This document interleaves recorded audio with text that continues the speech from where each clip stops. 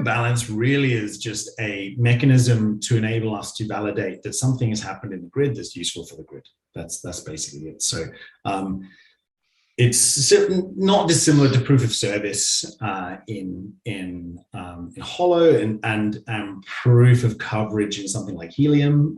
The idea here is the proof of balance says, hey, we've got these different devices that are working together.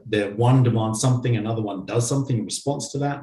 And a third party, a witness, says, yes, I saw that happen. Yes, we've proved that balance has happened, and then records that into the Holochain system, which then can be placed obviously into a immutable understanding of what's happening on that grid. So what's important about this is, so proof of balance is important because ultimately what you want in the grid is balance between supply and demand at all times.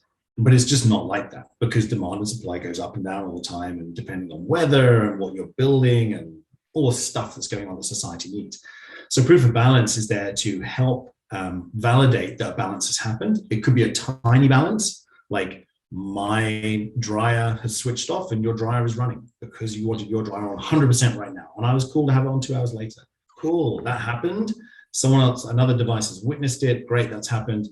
That device that witnessed it is providing a service to the grid, because then that is an immutable action that can be recorded to the grid, which the grid ultimately can pay for when it's in stress. But that device then gets paid because it's provided that service, and that's it. Yep.